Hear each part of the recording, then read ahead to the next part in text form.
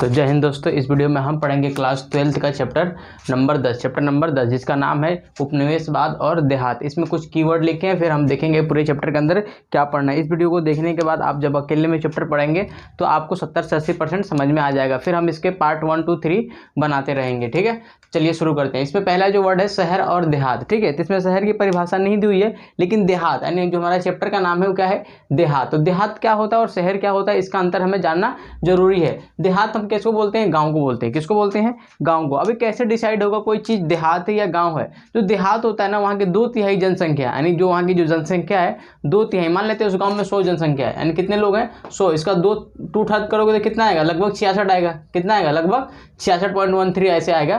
तो इसका मतलब हुआ कि यानी 66 जो लोग हैं वो प्राइमरी सेक्टर में काम करते हैं, यानी कि प्राथमिक क्षेत्र में जो काम करते हैं उनको हम देहात बोलते हैं। अधिकतर लोग किसान होते हैं, यहाँ पे पशुपालक होते हैं, उनको हम प्राथमिक क्षेत्र कहते हैं। वाणिज्य मतलब मछली पालन वगैरह करते हैं, उनको हम क्या बोलते हैं, देहात बोलते हैं। यहाँ जनसंख्या घनत्व सबसे कम होता है। जनसंख्या घनत्व मतलब यहाँ पे लोगों की संख्या बहुत कम होती है। शहर बिल्कुल इसका उल्टा होता है, यानी जो 2/3 लोग होते हैं वो प्राथमिक क्षेत्र को छोड़कर दूसरे क्षेत्र में जब काम करते हैं तो उसको हम क्या बोलते हैं, शहर बोलते हैं। यहाँ की जो जनसंख्या होती है, यानी जनसंख्या जो घनत्व होता है वो शहर गांव के तुलना में अधिक होता है, उसे हम क्या बोलते हैं, शहर बोलते हैं। तो शहर और गांव में अंतर समझ में आया। ठीक है, यहाँ के जो लोग होते हैं शिक्षित होते हैं, थोड़ा यहाँ पे अशिक्षित होते हैं, यहाँ थोड़ा बेरोजगारी होती है, यहाँ पे अशिक्षा होता है, यहाँ पे शिक्षित होते हैं। इस प्रकार से चीजें चलती रहती है। यहाँ पे क्लासिफिकेशन ऑफ वर्क होता है, लेकिन गाँव में होता है क्लासिफिकेशन वर्क नहीं होता, क्योंकि एक जो किसान है वो मिस्त्री भी है, किसान भी है, पशुपालक भी, बहुत सारी चीज हो सकता है। लेकिन जो शहरों के लोग होते हैं वहाँ पे क्लासिफिकेशन ऑफ वर्क मिलता है, यानी कार्यों का वर्गीकरण मिलता है। यानी जो टीचर है वो टीचिंग का काम कर रहा है, जो बिजनेसमैन है वो बिजनेस कर रहा है। ठीक है, जो काम जिसको मिला है वो कर रहा है, तो उसको हम क्या बोलते हैं, शहर बोलते हैं। अब अगला देखते हैं उपनिवेश। ठीक है, आगे इसमें जो चैप्टर में लिखा है ना वाद, उसी को मैं समझाऊंगा यहाँ पे क्या होता है, इसकी वाद का मतलब होता क्या है। उपनिवेश का मतलब होता है जब एक देश किसी दूसरे देश को गुलाम बना ले या फिर अपने अधीन कर ले, सामाजिक, राजनीतिक और आर्थिक रूप से, उसे हम क्या कहते हैं, उसे हम उपनिवेश कहते हैं। यहाँ पे जो वाद लिखा है, वाद का मतलब होता है किसी एक विशेष प्रकार की विचारधारा। वाद शब्द जहां पर भी जुड़ जाए उसका मतलब होता है एक विशेष प्रकार की विचारधारा बंध जाना, उसकी जो दायरा है वो लिमिट हो जाना। क्या होना, लिमिट हो जाना। जैसे कि आपने सुना होगा हिंदूवाद। ठीक है, क्या है, हिंदूवाद सुना होगा। ठीक है, इसको इज्म बोलते हैं, इंग्लिश में बोलते हैं इज्म। क्या बोलते हैं इसको, इज्म बोलते हैं। ठीक है, तो उपनिवेशवाद का मतलब होता है उपनिवेश, यानी गुलामी से बनाने से संबंधित जो विचारधाराएं होती है उसको हम क्या कहते हैं, उपनिवेशवाद कहते हैं। जैसे सोशलिज्म, ठीक है, यानी समाजवाद। जैसे मैं लिख देता हूं समाजवाद, है ना। तो समाज क्या है, हमारा समाज है, वाद लग जाएगा, एक सामाजिक विचारधारा बन जाती है। जहां पर भी वाद लग जाए वो चीज क्या बन जाती है, एक विचारधारा बन जाती है। ठीक है, फिर आता है राजमहल। राजमहल कुछ नहीं है, राजाओं का घर वाला महल नहीं है भाई। राजमहल एक पहाड़ी का नाम है। क्या है, पहाड़ी का नाम है, जो कहाँ पड़ता है, झारखंड के अंदर पड़ता है, उसको हम राजमहल पहाड़ी कहते हैं। इस चैप्टर के अंदर राजमहल पहाड़ी है, तो इसका मतलब मत समझना कि वहाँ पे महल था भाई, ऐसा चीजें था, नहीं, राजा महाराजा वाला कोई सिस्टम नहीं है। राजमहल क्या, एक पहाड़ी का नाम है जो कि झारखंड में अभी अवस्थित है, यानी लोकेटेड है। संथाल एक जनजाति थी, इसमें क्या है, संथाल एक जनजाति है जो कि कहाँ रहती है, राजमहल की पहाड़ियों के पास रहती है। कहाँ रहती है, राजमहल पहाड़ी के पास। कौन लोग रहते हैं, संथाल लोग रहते हैं। ये लोग किसानी वगैरह करते हैं, जमीन जंगलों को साफ करते हैं, और ये किसका प्रयोग करते हैं, तो हल का प्रयोग करते हैं ये लोग। ठीक है, अपन चैप्टर में देखेंगे। फिर आता है राजस्व। राजस्व बहुत इंपॉर्टेंट वर्ड है इस चैप्टर को लेकर। राजस्व का मतलब जब सरकार आपसे पैसा कमाती है। सरकार आपसे पैसा कैसे कमाती है, टैक्स लेती है आपसे। क्या लेती है, टैक्स लेती है। टैक्स का मतलब आपसे टैक्स लेती है, मतलब कर लेती है। उसी कर को सरकार जब लेती है तो वो ऐसे नहीं कहती हम आपसे टैक्स ले रहे हैं, वो कहती है कि मेरी राजस्व है। क्या है ये, राजस्व। इंग्लिश में इसको रेवेन्यू बोलते हैं। क्या बोलते हैं इसको, रेवेन्यू बोलते हैं। यानी जो सरकार की कमाई होती है उसको हम क्या कहते हैं, राजस्व कहते हैं। फिर आता है कपास। क्या है, कपास। कपास को इंग्लिश में कहते हैं कॉटन। क्या कहते हैं, कॉटन। कॉटन को यूनिवर्सल फाइबर भी कहते हैं कि पूरी दुनिया के अंदर कॉटन यूज होता है। जो भारत में अधिकतर कॉटन होता है वो गुजरात और महाराष्ट्र वाले क्षेत्र में होता है, क्योंकि कपास के लिए हमें काली मिट्टी चाहिए। तो हम देखेंगे जो पहले जो गुजरात था, पहले गुजरात नहीं था, पहले गुजरात नहीं था, ये 1960 में बना गुजरात, है ना। जो पहले गुजरात और महाराष्ट्र को मिलाकर हम बोलते थे बम्बई। क्या बोलते थे, बम्बई। क्या बोलते थे, बम्बई बोलते थे। तो बम्बई वाले क्षेत्र में देखेंगे कपास वहाँ पे उत्पादन होने लगा। कैसे, वहाँ पे दंगा वगैरह होता है, कपास मालिकों के साथ क्या समझौता हुआ था। कपास क्या एक फाइबर होता है जो कि कपड़े बनाने के काम में आता है। इसकी जो रुई निकलती है ना, उससे कपड़े बनते हैं। अगर इसकी ज्यादा नॉलेज चाहिए तो आप एक बीटी क्वेश्चन पढ़ना, बीटी कॉटन पढ़ना, ठीक है। क्या है, बड़ा मजेदार चीज है ये। फिर आता है अभिलेख। अभिलेख तो मैंने बताया था कि किसी भी ठोस सतह पे जब आप खुरच कर लिखते हैं उसको अभिलेख कहते हैं, लेकिन यहाँ पर अभिलेख का मतलब थोड़ा सा अलग है। अभिलेख का मतलब यहाँ पे रिकॉर्ड है। क्या है, रिकॉर्ड, यानी सरकारी जो रिकॉर्ड होते हैं या फिर आपके रिकॉर्ड होते हैं वो क्या है, अभिलेख है, ठीक है। उसको हम क्या बोलते हैं, अभिलेख बोलते हैं। रिकॉर्ड को क्या बोलते हैं हिंदी में, अभिलेख बोलते हैं। जहाँ पे अभिलेख रिकॉर्ड रखे जाते हैं उसको हम क्या बोलते हैं, अभिलेखागार बोलते हैं, और इंग्लिश में इसको आर्काइव कहते हैं। क्या बोलते हैं, आर्काइव कहते हैं। अगर आप दिल्ली में रहते हैं तो जनपद पे जाओगे तो नेशनल आर्काइव आपको मिल जाएगा, जहाँ पे सारे रिकॉर्ड रखे जाते हैं। जैसे आपके स्कूल होगा वहाँ पर भी एक रिकॉर्ड रूम होगा, ठीक है। अभिलेखागार आपके स्कूल में भी हो सकता है, आपके क्लासरूम में भी, आपका जो क्या बोलते हैं जिसमें अटेंडेंस लेते हैं, अटेंडेंस डायरी भी क्या है, एक अभिलेख है, रिकॉर्ड है, कौन सा बच्चा आता है कौन सा नहीं आता। तो हम राजस्व की अभिलेख देखेंगे, यानी कि वहाँ पे कैसे ब्यौरा होता है, सरकार जहाँ पे लिखती है उसको हम क्या बोलते हैं, अभिलेख बोलते हैं, जिसमें हमें सरकार की रिपोर्ट मिलती है। अगला आता है प्लासी और बक्सर का युद्ध। जो बंगाल में अंग्रेजों ने शासन किया, अंग्रेज तो हमारे लिए किस लिए आए थे, व्यापार करने के लिए, लेकिन मौका मिलकर उन्होंने चौका मार लिया। तो वहाँ पे क्या हुआ, दो युद्ध सबसे इंपॉर्टेंट है अंग्रेजों को भारत में बसाने के लिए, दो युद्ध सबसे इंपॉर्टेंट है। जो प्लासी हुआ था ये 1757 में हुआ था, और जो प्लासी है वो कहाँ पे है, पश्चिम बंगाल के अंदर पड़ता है। 1757 में युद्ध होता है, रॉबर्ट क्लाइव जो होता है जीत जाता है, और भारत में कहें तो अंग्रेजों की शासन की पहली ईंट डल जाती है। फिर कुछ साल बाद फिर लड़ाई होता है 1764 के अंदर, जिसको हम बक्सर का युद्ध कहते हैं। अंग्रेज एक थे और भारतीय तीन सेनाएं थी, इसमें अवध की सेना थी, मुगल की सेना थी और बंगाल की सेना थी, है ना। और 1764 में बंगाल की सेना यानी अंग्रेजों की सेना, थॉमस मुनरो उसको हेड थे, और इन्होंने तीन सेनाओं को, यानी एक अंग्रेज बंदा मिलकर तीन सेनाओं को हरा दिया, यानी उस समय की जो मुगल पावर थी उसको हरा दिया, और भारत में अंग्रेजों की शासन यहाँ से एस्टेब्लिश हो गया। और यहीं से जो अंग्रेज थे उनको राजस्व का अधिकार मिल गया। इसको हम प्यार से बोलते हैं दीवानी राइट। क्या बोलते हैं, दीवानी राइट को हिंदी में बोलते हैं अधिकार, अधिकार मिल गया। और यहाँ से क्या हुआ, अंग्रेजों का शासन जो भारत के अंदर एस्टेब्लिश बढ़िया से हो गया, और भारत हमें 1947 तक गुलाम बना के रहे। ये दो युद्ध अगर नहीं होते तो शायद अंग्रेज इंडिया में एग्जिस्ट ही ना करते। एग्जिस्ट तो करते लेकिन इतना बड़ा उनका इम्पैक्ट नहीं पड़ता। पहले कौन सा युद्ध हुआ, प्लासी। प्लासी कहाँ है, बंगाल के अंदर। कब हुआ, 1757 के अंदर, ठीक है। जीता कौन, अंग्रेज लोग जीता। इसका हेड कौन था, रॉबर्ट क्लाइव था। बक्सर का युद्ध क्या हुआ, मतलब बक्सर में तीन सेनाएं थी, कहाँ कहाँ की, अवध की थी, बंगाल की थी और मुगल सेनाएं थी। किसने हरा दिया, 1764 में थॉमस मुनरो ने इसको हरा दिया। फिर आता है इसमें अगला वर्ड रैयत। रैयत का मतलब होता है किसान। क्या होता है, किसान होता है। रैयत वर्ड मीन्स किसान होता है। अगला वर्ड है साहूकार। साहूकार एक ऐसा व्यक्ति होता है जो आपको क्या देता है, कर्जा देता है। क्या देता है, कर्जा देता है, गांव में रहता है, ठीक है। लाला जिसको हम बोलते हैं, क्या बोलते हैं, लाला। आपने फिल्मों में बहुत सारे देखे होंगे, एक चश्मा लगा के बैठा होगा, ठीक है, इतने बड़े टोपी लगा के बैठा हुआ, चश्मा वगैरह, और लाला होता साहूकार होता है। लोग आते हैं, भैया हमको पैसा दे दो, बेटी की शादी करना है, भाई की शादी करना है, वो पैसा देता है, फिर सामान हड़प लेता है, ठीक है। उसको हम क्या बोलते हैं, साहूकार बोलते हैं। ये अच्छे काम भी करते हैं, बुरे काम भी करते हैं, दोनों में है, लेकिन बुरे काम, इनकी जो काम है ना फिल्मों में अधिकतर बुरे काम दिखाया गया, हालांकि अच्छे काम भी करते हैं, ठीक है। आपको बिना क्रेडिट पे पैसे दे देते हैं तो अच्छी काम हुआ, लेकिन लोग गलती भी करते हैं, पैसा लेके पैसा नहीं दोगे तो बेचारा तो लूटेगा ही आपको। फिर होता है अभेद। अभेद का मतलब होता है जिसको भेदा ना जा सके, जिसको जीता ना जा सके।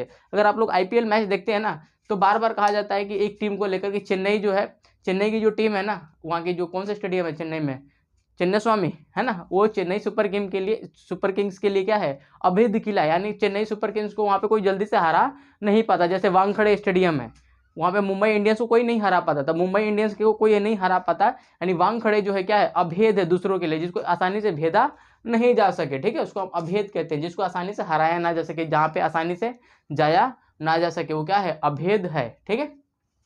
फिर आता है प्रतिरोध। प्रतिरोध का मतलब होता है किसी का विरोध करना।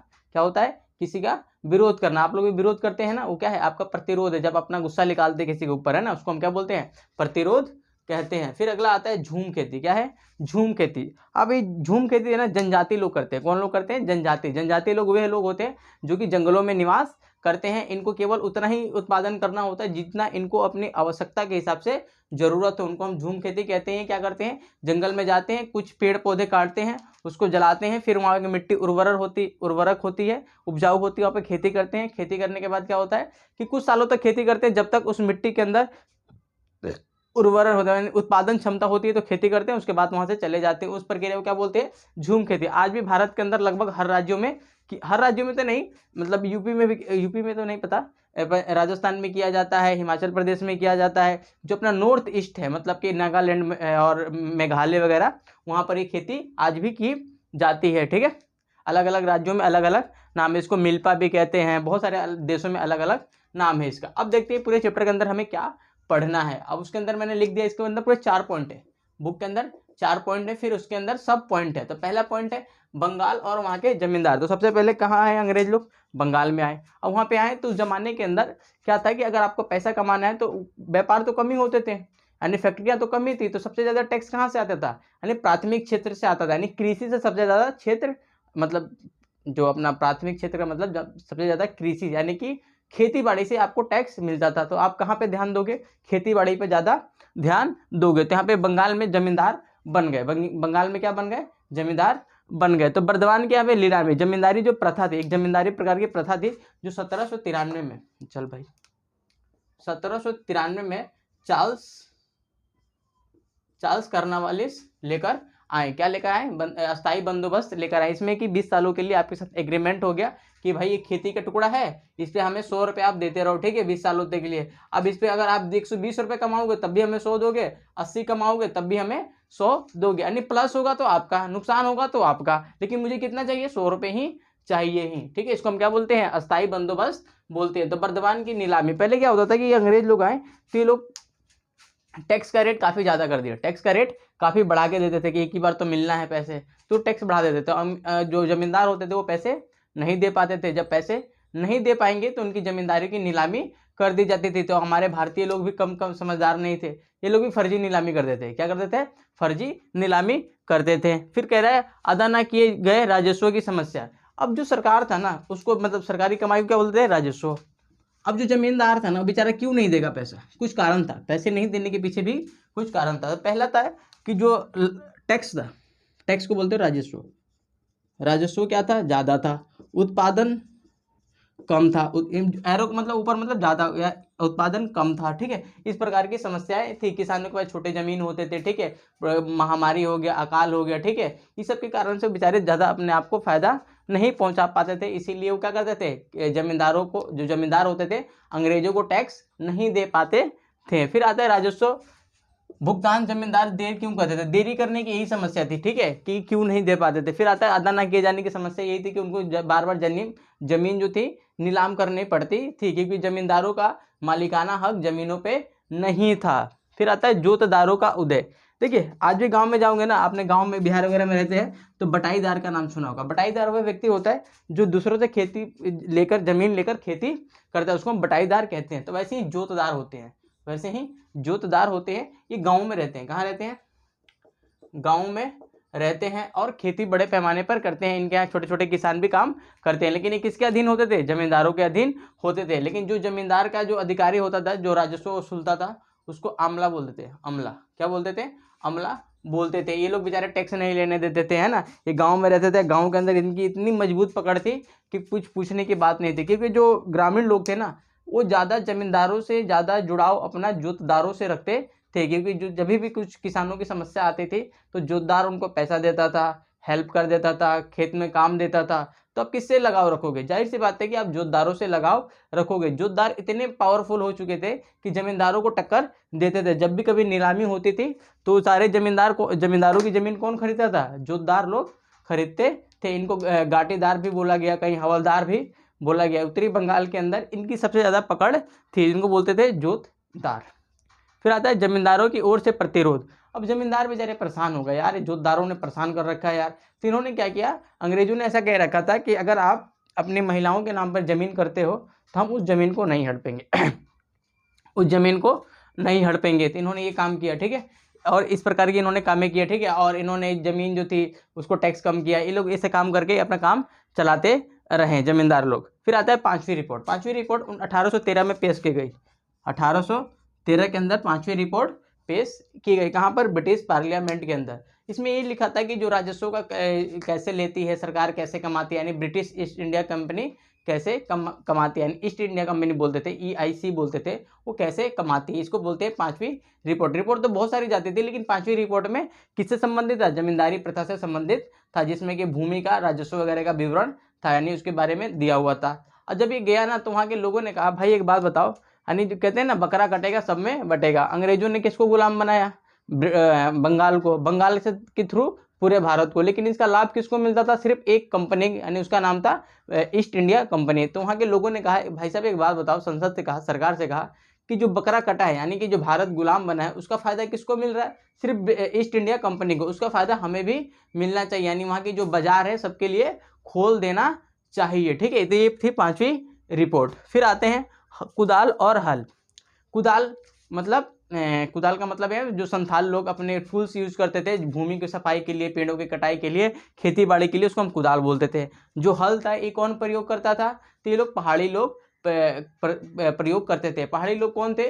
जो राजमहल की पहाड़ियों में अंदर की ओर रहते थे, उनको हम पहाड़ी लोग कहते हैं। फिर आता है राजमहल की पहाड़ी। तो राजमहल की पहाड़ी कहाँ है? झारखंड में लोकेटेड है। वहाँ पे कौन रहता है? संथाल लोग रहते हैं, जो कि किसानी करते हैं। ठीक है, और जमीन को विस्तार करते हैं। फिर आता है संथाल अगुआ बासिंदे। अगुआ का मतलब वो नहीं है शादी ब्याह कराने वाला। यहाँ पे अगुआ का मतलब है कि बाहर से आके बसने वाले लोगों को क्या बोला गया? यहाँ पे बाशिंदे बोला गया। संथाल लोग आए, और ऐसे कहा जाता है कि संथाल लोगों ने ऐसे लिखा इसके बारे में कि हमारी आखिरी डेस्टिनेशन है। यानी जो संथाल लोग थे पूरी जीवन भटकते रहते थे, लेकिन जो संथालों के लिए जमीन मिल गई थी उसको दामिन एक कोह बोला गया, वो उनके लिए आखिरी डेस्टिनेशन होगी, क्योंकि उनके लिए यहाँ पे खेती बाड़ी बहुत अच्छे से होता था, उनका जीवन यापन बहुत अच्छे से चल रहा था। यहाँ पे संथाल लोग आए। ठीक है, लेकिन यहाँ पे संथालों के भी बाद में समस्या है। शुरू में इनको तो अंग्रेजों ने लाभ दिया, क्योंकि अंग्रेजों को क्या करना था कि भूमि का विस्तार करना था, टैक्स बढ़ाना था, सुरक्षा बढ़ानी थी। तो इन लोगों से काम लिया, किनसे? संथालों से। लेकिन संथाल भी बाद में इनके अगेंस्ट हो गए थे। साहूकार इनसे अधिक पैसा वसूलते थे। ठीक है, इनको मारते पीटते थे, बहुत सारी समस्या थी। पहाड़ी लोगों के साथ भी समस्या। देख, अंग्रेजों के साथ इनकी दो, देखिए मैं समझाता हूँ। एक थे इंग्लिश मतलब अंग्रेज, दूसरा थे संथाल, तीसरा प्लेयर कौन था इसमें? पहाड़ी। पहाड़ी पहले से ही रहते थे राजमहल की पहाड़ियों में अंदर में। ठीक है, वहां पे कौन एंट्री मारा? संथाल मारे। किसके माध्यम से? अंग्रेजों के माध्यम से वहां पे संथालों ने एंट्री मार ली। ठीक है, तो पहाड़ी और पहले संथालों के बीच में चलती थी, पहाड़ी और संथालों के। फिर जैसे इनका मामला सोल्ड आउट हुआ, उसके बाद अंग्रेजों और इनकी मामला चलने लगा, क्योंकि अंग्रेज पहले क्या कहते थे कि भाई तुम लोग रहो, हमसे पैसे नहीं लेंगे। लेकिन जैसे ही इनका मैटर खत्म हुआ तो ये अंग्रेज लोग संथालों से अधिक पैसा मांगने लगे, साहूकार इनको लूटने लगे। तो इन्होंने को गुस्सा आया, संथालों को गुस्सा आया, कह रहा कि भैया ऐसे थोड़ी चलेगा कि आप हमें ऐसे परेशान करोगे। संथालों ने क्या कर दिया? विद्रोह कर दिया। किसके खिलाफ?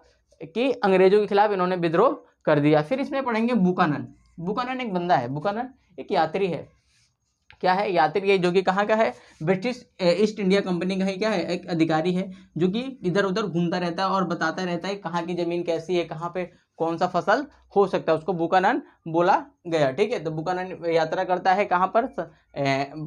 राजमहल की पहाड़ियों में यात्रा करता है। उसको बताता है कि यहाँ के सरसों, जो तम्बाकू है, यहाँ की खेती है, मिट्टी है, किस काम में आ सकता है, किस काम में नहीं आ सकता। इसने बहुत बड़ा विवरण दिया। फिर आता है देहात में विद्रोह। देहात मतलब गांव, मैंने समझा दिया ना वाला। फिर आता है बंबई और बंबई दक्कन। दक्कन का मतलब होता है यहाँ पे दक्षिण। क्या होता है? दक्षिण, यानी जो हमारा विंध्याचल पर्वत है उसके नीचे की जितने भी हिस्सा है, यानी मध्य प्रदेश की जितने भी नीचे जितना भी हिस्सा है उसको हम दक्कन बोलते हैं। यानी दक्षिण भारत को क्या बोलते हैं? दक्षिण भारत को ही दक्कन कहते हैं। आपने अगर आईपीएल मैच देखते हो, उसमें डेक्कन चार्जर एक प्लेयर हुआ करता था, प्लेयर नहीं क्या बोलते, टीम का नाम था। तो डेक्कन का मतलब वही दक्षिण वाला भाग था। ठीक है, फिर आता है लेखा बहिया जला देना। अब क्या होता था कि राजस्व की जो प्रणाली होती थी उसमें लिखा होता था, जैसे मान लो मेरे पास ना, आपने मुझसे कर्जा लिया 1000 रुपये। ठीक है, और मैंने एक डायरी में लिख रखा है। किसमें लिख रखा है? डायरी में लिख रखा है कि आपने 1 तारीख को 100 रुपये लिया था, 2 तारीख को 300 रुपये लिया था, 50 दिन लिया था। ऐसे आपने क्या रखा है? उसका ब्यौरा रखा है, उसका डिस्क्रिप्शन रखा हुआ है। लेकिन अगर उसको जला दिया जाए तो पता थोड़ी रहेगा किसके पास कितने पैसे थे। तो अंग्रेजों जो आपका किसान लोग थे, जो साहूकार के पास जो बहिया थे, बही का मतलब यहाँ पर डायरी, वही मतलब डायरी थी, उसको जला दिया। जब जला दिए तो पैसा कहाँ से? घंटा मांगोगे? कुछ नहीं मांग पाओगे। ठीक है, फिर आता है राजस्व की नई व्यवस्था आई। ठीक है, इसमें एक डेविड रिकार्डो नाम के वे क्या बोलते इकोनॉमिस्ट हैं, उन्होंने बताया कि जो टैक्स है उसको प्रचलित मूल्य पे, यानी बाजार मूल्य पे कैलकुलेट किया जाना चाहिए। ठीक है, इस पर करके उन्होंने बातें करी। फिर आता है राजस्व की मांग और किसानों का कर्ज। देखिए, सरकार हमेशा सोचती है कि मेरी राजस्व आती रहे, आप कितना भी मजबूरी में रहो, आपसे वो टैक्स लेगी ही लेगी। उसके बाद किसान जो है कर्ज में चले जाएंगे।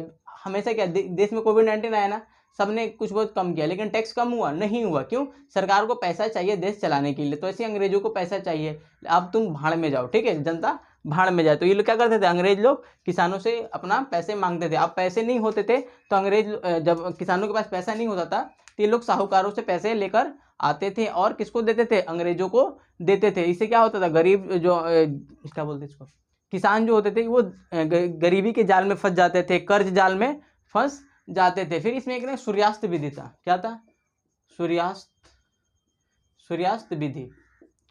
इसका मतलब होता है कि अगर आप शाम तक आपने पैसा नहीं दिया ना, आपकी जमीन जो थी नीलाम कर दी जाएगी। उसको बोलते हैं सूर्यास्त विधि। आपने फिल्मों में अक्सर देखा होगा, हिंदी फिल्मों में क्या होता है, एक लाला होता है, क्या होता है, लाला या ठाकुर होता है, ठीक है। वो जमीन रखता है और उसकी माँ जाती है रोते हुए कि हमारे पास पैसे नहीं है, क्या करे साहब। तो वो बताता है कि अगर तेरा पैसे भाई बेटा पैसा नहीं दिया तो हम जमीन हड़प लेंगे। फिर शाम को हीरो आता है, ठीक है, उसको पैसा देता है, लाला ये ले पकड़ पैसा और मेरा जमीन वापस कर। इस प्रकार की चीजें, उसको क्या बोलते हैं, सूर्यास्त विधि बोलते थे। फिर आता है कपास में वृद्धि। कहते हैं ना, पूरी दुनिया के अंदर जब महामारी आती है ना, जब पूरी दुनिया परेशान होती है ना, तो एक देश को फायदा होता है, भारत को उसमें बहुत फायदा हुआ। आपने टाटा का नाम सुना है, टाटा, देश का नमक टाटा, है ना। टाटा स्टील सुना होगा, टाटा गाड़ी सुना होगा। ये क्यों इतना फेमस हो गया, जो टाटा की स्थापना ना रांची में हुई थी, रांची कह रहा हूँ, जमशेदपुर में 1907 में। कब हुई थी, 1907 में। लेकिन उस समय ये कंपनी चल नहीं रही थी, टाटा कंपनी उस समय चल नहीं रही थी। तो क्या किया जाए, हमारे को लोहा बनाना था, ठीक है, और बेचना भी था, मार्केट भी तो होना चाहिए। लेकिन दुर्भाग्य से 1914 से लेकर 1918 तक ना फर्स्ट वर्ल्ड वॉर हो गया। क्या हो गया, फर्स्ट वर्ल्ड वॉर हो गया। जो हम जो ब्रिटिश की कंपनी थी, यानी विदेश की कंपनी थी, वो अपने देशों के लिए हथियार बनाने के लिए कहाँ चले गए, वो अपने देश में चले गए। तो रेलवे का जब ठेका था ना, जो रेल बनाने का, पटरियां हैं, बोगी है, ये किसको मिल गया ठेका, टाटा कंपनी को मिल गया, ठीक है। और टाटा कंपनी वहीं से बूम पकड़ लिया, ठीक है। और टाटा कंपनी आज इतनी बड़ी कंपनी बन रहा है, ठीक है। अगर विश्व युद्ध नहीं होता शायद टाटा कंपनी इतनी बड़ी कंपनी भी नहीं बनती। कपास में वृद्धि। अब क्या हुआ, क्या 1861 के अंदर जो अपना अमेरिका है, क्या है, अमेरिका, यहाँ पे गृह युद्ध हो गया। क्या हो गया, गृह युद्ध हो गया। अब जब गृह युद्ध होगा, देश में लड़ाई होगा, तो आप प्रोडक्शन करोगे कि लड़ाई करोगे, जाहिर सी बात है भाई लड़ाई करेंगे, है ना। तो ये वहाँ पे गृह युद्ध हो गया कि कपास उगाया, मतलब वहाँ पे कपास की खेती बंद हो गई, कपास की खेती लगभग बंद हो गई। जब कपास की खेती बंद हो गई तो अंग्रेजों को कपास चाहिए, यानी कपास चाहिए ही चाहिए। ब्रिटेन को कपड़ा बनाने के लिए कपास चाहिए ही चाहिए। तो उन्होंने क्या कहा कि भाई यहाँ से तो अमेरिका से मिल नहीं रहा है कपास, तो उन्होंने कहा कि भाई इंडिया से मंगाओ। अब कपास कहाँ से मंगाओ, इंडिया से। अब इंडिया से मंगाने के लिए प्रोडक्शन ज़्यादा कराना पड़ेगा। तो साहूकार जो होते थे किसानों को अग्रिम राशि देते थे कि ये ले भाई एडवांस पैसा, तू खेती कर, पैसे ले दबा के अपना खूब खेती कर। ये कुछ दिनों के लिए ही बात रही, उन्होंने खेती किया, प्रोडक्शन हुआ, लाभ कमाया। किसी ने जो उत्पादन करते थे, यानी जो बड़े व्यापारी होते थे उनको लाभ हुआ, जो छोटे किसानों थे उनको ज़्यादा फायदा नहीं हुआ, लेकिन थोड़ा बहुत फायदा हुआ। लेकिन क्या हुआ, कर्ज जाल में ये लोग फंसते चले गए। पहले 100 रुपये मिल जाते थे, लेकिन अब उनको 1 भी रुपये नहीं मिलने लगा, तो ये लोग ऋण जाल में फंस गए। ऋण का स्रोत सूख गया। जो पहले साहूकार तक ये ले भाई पैसे अपना जिंदगी चला, तो अपने ऋण ले, ऐसे काम होता था, वो खत्म हो गया। वो क्या हो गया, खत्म हो गया। फिर इन्होंने विद्रोह कर दिया। फिर दंगा आयोग बनता है कि दंगा जो हुआ ये क्यों हुआ, ठीक है। तो 1879, 80 भी लिखा होता है, 78 भी लिखा, तो कोई सा भी अगर ऑप्शन में रहा है, अगर 79 देगा तो 78 नहीं देगा, 78 देगा तो 79 नहीं देगा। तुम्हारे बुक में ही है, लेकिन रियल में मैंने इसको गूगल वगैरह किया तो 79 मिला, ठीक है। दक्कन दंगा आयोग बनता है, उसमें ये बात पता चलती है कि जो दंगा हुआ है वो जायज हुआ है, ठीक है। और जो किसानों ने एग्रीमेंट किया था किसके साथ, कपास उगाने के, वो तोड़ सकते हैं, ठीक है। तो ये था अपना इंट्रोडक्शन चैप्टर कि हमने क्या पढ़ना है। तो मैं उम्मीद करता हूँ ये चीज़ें आपको थोड़ा बहुत समझ में आया होगा। इस चैप्टर को पढ़िए, ठीक है। इस चैप्टर को पढ़ने का एक तरीका सबसे बेस्ट है, इसमें 4 पार्ट है। कितने पार्ट है, 4 पॉइंट है। तो आप पहले पार्ट को पढ़िए, फिर दूसरे पार्ट, फिर तीसरे पार्ट, फिर चौथा। ये पार्ट और ये पार्ट बड़े बड़े हैं, पहला और दूसरा पार्ट बड़े बड़े हैं, तीसरा आसान है, चौथा तो बिल्कुल खत्म ही है, कुछ भी नहीं है उसमें, है ना। तो पहला पार्ट को पहले पढ़िए, उसको समझिए क्या कह रहा है, और छोटे छोटे नोट्स बनाइए, ठीक है उसके। अब हम मिलते हैं, ये पार्ट 1 था, इसके पार्ट 3 तक बनाऊंगा इसमें, और हम देखेंगे पूरा डिटेल के साथ। जय हिंद। या फिर बुक पढ़ने, या मैं क्या बार बोलता हूँ, भूल ही जाता हूँ मैं खुद ही। वीडियो देखने से पहले किताब पढ़ें, या किताब पढ़ने के बाद आप जरूर वीडियो देखें, तभी आपको फायदा होगा, वरना कोई फायदा नहीं है देखने का। बहुत सारे टीचर पढ़ा रहे हैं यूट्यूब पे, है ना, कोई फायदा हुआ नहीं हुआ, यानी आप जब तक खुद नहीं पढ़ेंगे तो कोई फायदा नहीं होगा।